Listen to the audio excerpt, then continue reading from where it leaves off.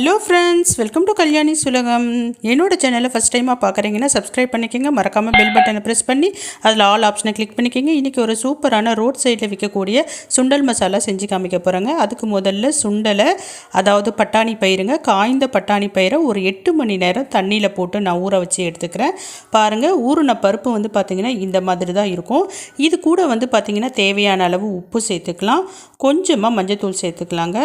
இப்போ குக்கருக்கு மூடி போட்டு விசில் விட்டு 4 விசில் விட்டு எடுத்துக்கலாங்க, கரெக்டாக இருக்கும். சுண்டல் பயிர் வந்து பார்த்திங்கன்னா ரொம்ப குழைவாக வெந்துடக்கூடாது, பயிர் வந்து பார்த்திங்கன்னா முழுசாக இருக்கணும். அந்த மாதிரி வந்து வேக வச்சு எடுத்துக்கங்க. இப்போ எனக்கு வந்து குக்கரில் விசில் வந்தாச்சு. நான் இப்போ ஆஃப் பண்ணி அப்படியே இதை ஓரமாக எடுத்து வச்சிட போகிறேங்க. இப்போ ஆஃப் பண்ணிவிட்டேன், ஓரமாக எடுத்து வச்சிடலாம்.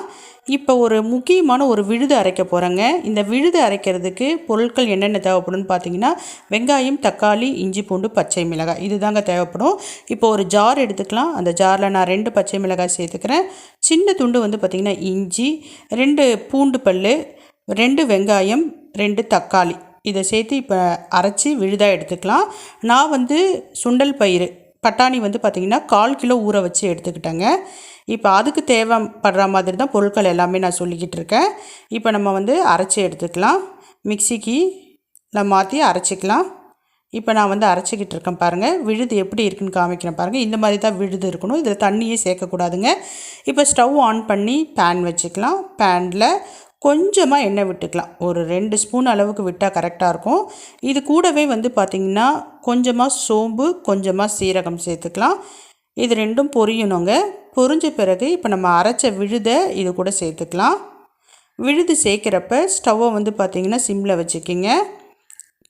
இப்போ நம்ம விழுதை சேர்த்துக்கிட்டு இருக்கோம். இப்போ விழுது சேர்த்து லைட்டாக அந்த எண்ணெயை மிக்ஸ் பண்ணி விட்டுக்குங்க. இப்போ மிக்ஸ் ஆகிடுச்சு. இப்போ இது கூட வந்து பார்த்திங்கன்னா ஒரு 1/2 ஸ்பூன் அளவுக்கு நான் வீட்டில் அரைச்ச குழம்பு மிளகாய் தூள் சேர்த்துக்கிறேன். 1/2 ஸ்பூன் வந்து போதுமானதாக இருக்குங்க. இது கூடவே ஒரு 1/4 ஸ்பூன் அளவுக்கு கரம் மசாலா சேர்த்துக்கிறேங்க. ரொம்ப மசாலா பொடியெலாம் ஜாஸ்தியாக சேர்க்கக்கூடாது, பேருக்கு கொஞ்சம் கொஞ்சம் சேர்த்தா போதும். அப்போ தான் இந்த பட்டாணியினுடைய டேஸ்ட்டு வந்து பார்த்திங்கன்னா நமக்கு முழுமையாக கிடைக்கும். இப்போ மிக்ஸ் பண்ணியாச்சுங்க. இப்போ நம்ம வேக வச்ச பட்டாணி பாருங்கள், 4 விசில் வச்சு வேக வச்சு எடுத்த பட்டாணி இப்போ ஓப்பன் பண்ணி காமிக்கிற பாருங்கள், எவ்வளோ முழுசாக இருக்குது. இப்போ லைட்டாக நம்ம ஸ்மாஷ் பண்ணி எடுத்துக்கலாங்க. இந்த மாதிரி நல்லா ஸ்மாஷ் பண்ணிக்கோங்க. இப்போ இந்த ஸ்மாஷ் பண்ண பருப்பை நம்ம வந்து அந்த விழுது அரைச்சி நம்ம பேனில் ஊற்றி அப்படியே நம்ம வதக்கிட்டுருக்கோம் இல்லைங்களா, அது கூட சேர்த்துக்கலாம். சேர்த்துட்டு மிக்ஸ் பண்ணிக்கலாங்க. நல்லா மிக்ஸ் பண்ணிக்கலாம். அந்த விழுதும் இந்த சுண்டல் பயிரும் நல்லா ஒன்றா சேரணுங்க. இப்போ உப்பு வந்து பார்த்திங்கன்னா நம்ம ஏற்கனவே போட்டு வேக வச்சது தான், அதனால் நான் உப்பு சேர்க்கலை. இப்போ அந்த குக்கரில் கொஞ்சமாக தண்ணி விட்டு அந்த தண்ணியை இது கூட சேர்த்துக்கிறேன் நான்.